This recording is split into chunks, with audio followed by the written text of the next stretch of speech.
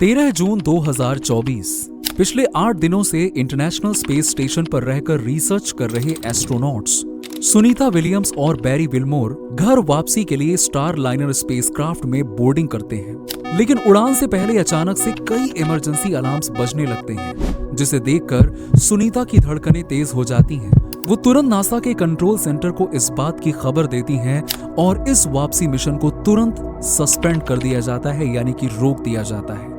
जिसके बाद 18 जून को दूसरी कोशिश की जाती है, 22 जून को तीसरी और पिछले 2 महीनों में सैकड़ों कोशिशें की जाती हैं। लेकिन उनके स्पेसक्राफ्ट में एक के बाद एक खराबियां बढ़ती ही चली जाती हैं। सुनीता और बैरी विल्मोर ने अंतरिक्ष के लिए 5 जून के दिन पृथ्वी से अंतरिक्ष की ओर उड़ान भरी थी और उनके स्पेसक्राफ्ट की लाइफ सिर्फ 45 दिन की थी, जिसे बढ़ाकर ज्यादा से ज्यादा 72 दिनों तक ले जाया जा सकता था।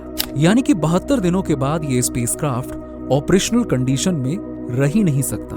और ये जानकर तो आपकी रूह कांप जाएगी कि 16 अगस्त के दिन वो 72 दिन भी पूरे हो चुके हैं और स्टार लाइनर स्पेसक्राफ्ट अब आउट ऑफ ऑपरेशन हो चुका है। यानी कि अब सुनीता विलियम्स और बैरी विल्मोर अंतरिक्ष में फंस चुके हैं और नासा अब तक उनकी वापसी का कोई रास्ता ढूंढ नहीं पाया है। तो क्या भारत की बेटी सुनीता हमेशा हमेशा के लिए अंतरिक्ष में फंसी रहेंगी? क्यों लॉन्चिंग से पहले स्पेसक्राफ्ट में कई खराबियां नोटिस करने के बावजूद नासा ने अपने 2 एस्ट्रोनॉट्स को मौत के मुंह में धकेल दिया? और क्या सुनीता को सही सलामत वापस लाने का कोई तरीका है या नहीं?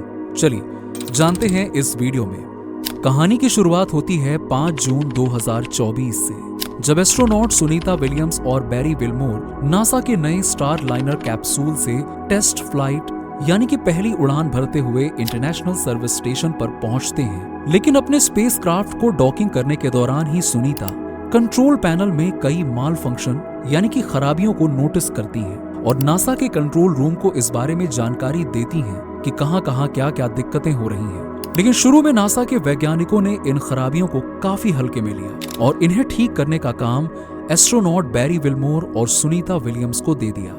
लेकिन 8 दिन तक कई अपडेट्स करने के बावजूद भी जब 13 जून के दिन उन्होंने वापसी की उड़ान भरने की कोशिश की, तब स्क्रीन पर दर्जनों और एरर्स आ गए, जिससे वापसी मिशन को तुरंत सस्पेंड कर दिया गया, यानी कि रोक दिया गया और उन्हें वापस से खराबी ठीक करने के लिए गाइड किया गया। क्योंकि इस वक्त स्टार लाइनर धरती से 400 किलोमीटर की ऊंचाई पर है, तो स्टार लाइनर बनाने वाली बोइंग कंपनी के वैज्ञानिक तो इसे ठीक करने जा नहीं पाएंगे। खैर, शुरुआत में सुनीता ने स्टार लाइनर के प्रेशर कंट्रोल और पंप असेंबली मोटर में कई सारे रिप्लेसमेंट और चेंजेस किए, लेकिन जल्द ही उन्हें अंदाजा लग गया कि ये कोई मामूली खराबी नहीं है, बल्कि इस स्पेसक्राफ्ट के कई पार्ट्स फेल हो चुके हैं, जिनमें से सबसे इम्पोर्टेंट उसके थ्रस्टर्स हैं, जो धरती पर वापसी के दौरान उसके एंट्री के तेज वेलोसिटी को कम करने और सेफ लैंडिंग को गाइड करने का काम करते हैं। लेकिन स्पेसक्राफ्ट के 28 में से 5 थ्रस्टर्स पूरी तरह से फेल हो चुके हैं। इसके अलावा इंजन को फ्यूल सप्लाई करने वाले वॉल्व खराब हो चुके हैं, यानी कि एस्ट्रोनॉट या फिर नासा के पास इंजन की फ्यूल सप्लाई को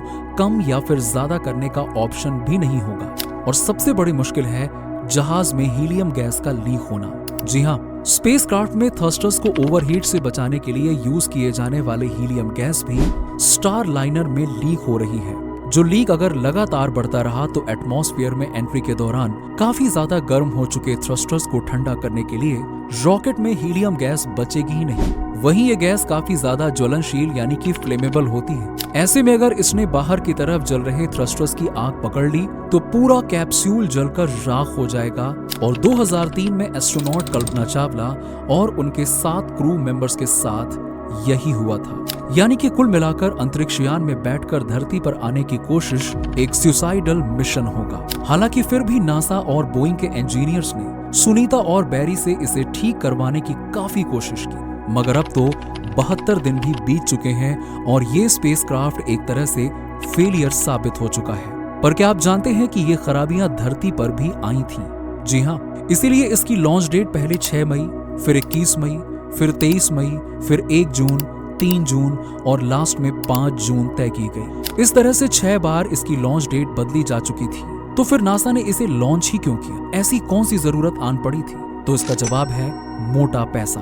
जी हाँ, नासा ने स्टारलाइन कैप्सूल डिजाइन करने के लिए बोइंग को $1.5 बिलियन यानी कि करीबन 12,000 करोड़ रुपए का प्रोजेक्ट दिया था। और ये पहली बार था जब स्टारलाइन किसी एस्ट्रोनॉट को अंतरिक्ष में लेकर जा रहा था। ऐसे में जब इतने पैसे लगे होते हैं तो कंपनियां अक्सर गलतियों को छोटी मोटी कहकर टालने की कोशिश करती हैं। लेकिन इस बार उनकी इस लापरवाही ने सुनीता और बैरी की जान खतरे में डाल दी। तो क्या सुनीता और बैरी विल्मोर इंटरनेशनल स्पेस स्टेशन पर ही फंसे रहेंगे या फिर उनकी वापसी का कोई रास्ता मौजूद है? तो नासा के पास इस वक्त दो रास्ते हैं। पहला ये कि वो रूस की मदद मांगे, क्योंकि उनका बेस्ट स्पेसक्राफ्ट सोयूज इस वक्त ISS पर ही मौजूद है। लेकिन पॉलिटिकल टेंशन की वजह से अमेरिका रूस से मदद मांगने के लिए कतरा रहा है। दूसरा रास्ता इलॉन मस्क से मदद मांगना। अब वैसे तो नासा और इलॉन मस्क की कंपनी स्पेसएक्स ढेर सारे मिशंस एक साथ करती हैं और स्पेसएक्स के पास दुनिया का सबसे बेहतरीन और सबसे अफोर्डेबल स्पेसक्राफ्ट है जिसका नाम है ड्रैगन। लेकिन पिछले कुछ सालों में नासा की स्पेसएक्स पर निर्भरता बढ़ गई थी,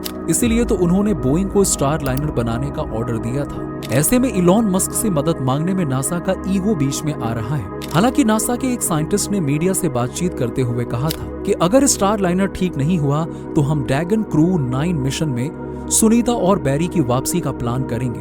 ये मिशन सितंबर 2024 में लॉन्च किया जाएगा, जिसमें 4 एस्ट्रोनॉट्स धरती से ISS पर जाने वाले हैं, यानी कि इंटरनेशनल स्पेस स्टेशन पर, जो कि वहां 180 दिन रहकर अपना मिशन पूरा करेंगे और मार्च 2025 में वापसी करेंगे। और ड्रैगन स्पेसक्राफ्ट की कैपेसिटी 7 एस्ट्रोनॉट्स की है।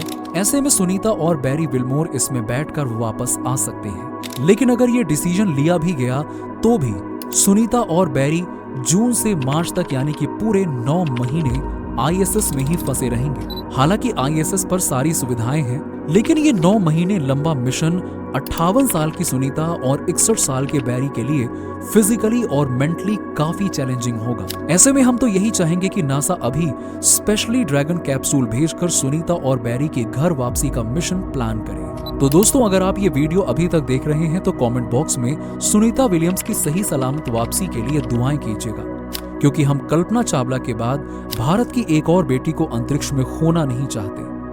इस वीडियो को लाइक और शेयर करके ये खबर हर भारतीय तक पहुंचाइए और सुनीता विलियम्स की वापसी से जुड़े हुए लेटेस्ट अपडेट्स के लिए LETV चैनल को सब्सक्राइब करके पास वाले नोटिफिकेशन बेल को जरूर प्रेस कर दीजिएगा। Thank you.